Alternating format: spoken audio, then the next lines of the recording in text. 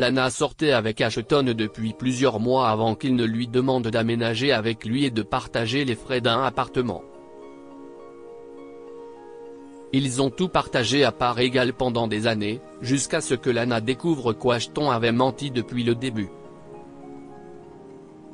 Ça va être super. Nous sommes tous les deux fraîchement diplômés, alors vivre ensemble est plus logique. Nous partagerons les factures 50-50, et nous serons tous les deux gagnants, a dit Ashton à Lana. Cependant, elle n'était pas sûre qu'aménager ensemble après 8 mois de relation soit la meilleure idée. Je ne sais pas, Ashton.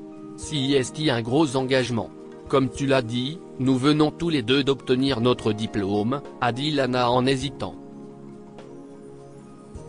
Eh bien, si est la seule façon pour nous de déménager en ville et de trouver un emploi ensemble. J'ai déjà un peu d'argent pour la caution et tout le reste. Je vais aller chercher l'appartement et m'occuper de tout ça si tu me laisses faire, poursuit Ashton en incitant Lana à dire oui. Ok, d'accord. Si est logique parce que vivre en ville est devenu assez cher. Une fois qu'on aura trouvé du travail, ça ira, finit-elle par accepter. Ashton a déménagé en ville et a trouvé un appartement plus rapidement que Lana ne s'y attendait. Il a tout installé et Lana a emballé ses affaires, emménageant avec lui quelques semaines plus tard. Le loyer était plutôt raisonnable, et il valait mieux le partager en deux. Tu peux m'envoyer l'argent du loyer. Je l'enverrai de mon compte au propriétaire directement, lui a dit Ashton quand elle a posé des questions à ce sujet. Est-ce que ça couvre les charges et tout le reste? Et le Wi-Fi? Se demanda Lana. Et si tu payais le Wi-Fi à partir de ton compte? A suggéré Ashton. Lana a immédiatement accepté parce qu'Ashton s'était chargé de tant de choses, mais elle voulait aussi se rendre utile. Cet arrangement a parfaitement fonctionné pendant plusieurs années, jusqu'à ce que Lana veuille arrêter la location et acheter une maison avec Ashton.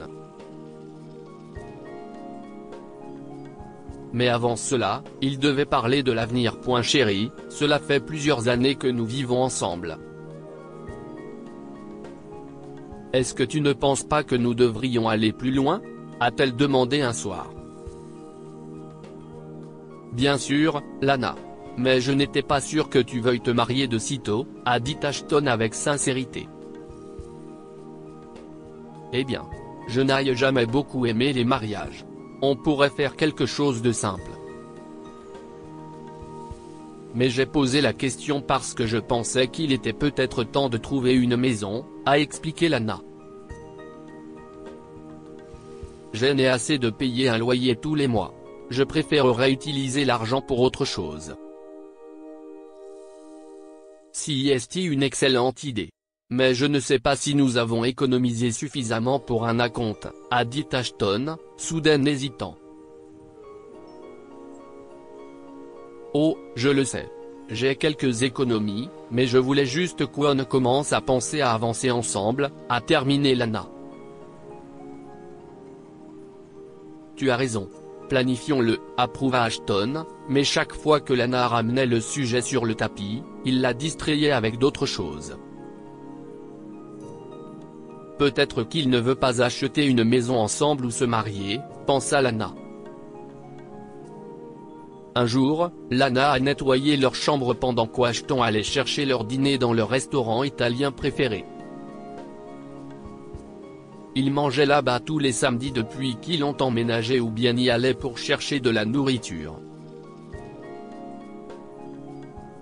C'était une belle petite tradition. Soudain, Lana s'aperçoit qu'Ashton a laissé certains de ses documents en désordre dans le placard.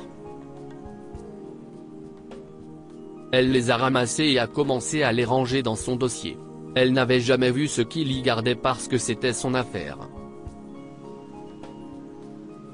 Mais ensuite, elle a vu quelque chose avec l'adresse de leur appartement. CIST notre contrat de location ? Se demanda Lana.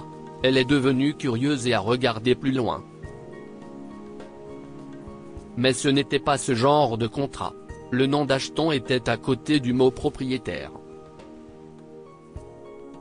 Elle ne comprenait pas grand-chose aux actes de propriété ou au titre, mais le document indiquait qu'Ashton était le propriétaire de l'appartement. Il m'a menti pendant toutes ces années, réalisa Lana, horrifiée. Qu'a-t-il fait de l'argent que je payais pour le loyer alors ? Chérie, je suis là. La nourriture sent super bon aujourd'hui. Ashton appela de la cuisine. Elle avait envie de lui crier dessus. Mais il valait mieux d'abord garder une attitude calme. Qu'est-ce que CIST, Ashton ? Es-tu le propriétaire de cet appartement ou de ce condo ou je ne sais pas quoi ? Lui demanda Lana avec les documents dans sa main. Les yeux d'Ashton s'écarquillèrent. Pourquoi as-tu fouillé dans mes affaires ? Demanda-t-il en essayant de changer de sujet. Non. Ne change pas de sujet. Il s'agit clairement d'un acte de propriété, et tu es le propriétaire. Dis-moi la vérité tout de suite, a dit Lana, ne parvenant pas à garder son sang-froid en fin de compte. Ok, Lana. Calme-toi. Ce n'est pas si grave. Oui, je suis le propriétaire de l'appartement, a commencé Ashton mais n'a pas continué. Et ce que j'ai payé en loyer ? Demanda Lana, exaspérée. Je l'ai utilisé pour payer l'hypothèque. Ok, écoute. Mes parents m'ont donné de l'argent pour un acompte après l'obtention de mon diplôme et ils ont vu cette belle opportunité. Mais l'hypothèque de cet endroit aurait été trop élevée par rapport à mon salaire initial, a expliqué Ashton. Alors, tu as menti pendant toutes ces années ? Demanda froidement Lana. Oui, mais ce n'est pas très grave. CIST comme si tu avais loué chez moi, a justifié Ashton. Mais une hypothèque n'aurait pas été aussi élevée qu'un loyer. Nous avons tout partagé en deux.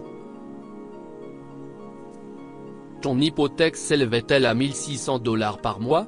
Interrogea Lana. Eh bien, non. L'hypothèque était un peu plus élevée que ce que tu payais en loyer, a admis Ashton. Je suis désolé, Lana. Je suis vraiment désolé. Je ne pensais pas que tu serais d'accord si tu savais que j'étais propriétaire de cet endroit.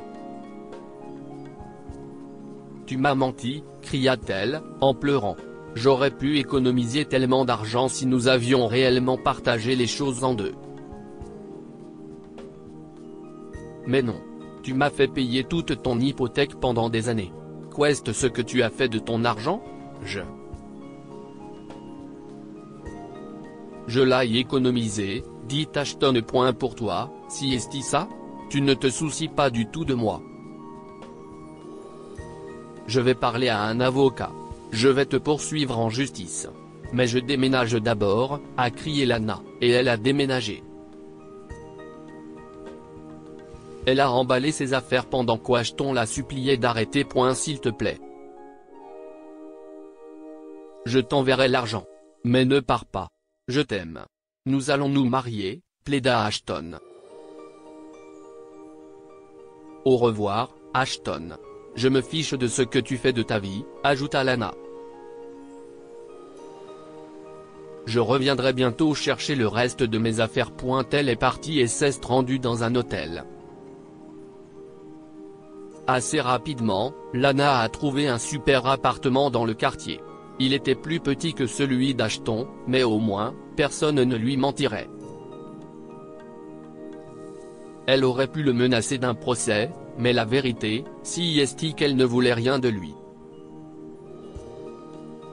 Elle voulait couper les ponts et passer à autre chose. Ashton l'a appelée et l'a supplié de revenir, mais Lana a refusé à chaque fois. Il a fini par arrêter. Mais un jour, Lana a reçu une notification de son appli bancaire l'informant d'un dépôt de milliers de dollars. Apparemment, Ashton lui avait rendu ce qu'elle aurait pu économiser s'il avait vraiment partagé les choses à part égale. C'était un beau geste, mais trop tard. Lana ne voulait plus de lui. Que pouvons-nous apprendre de cette histoire? Le mensonge peut détruire une relation.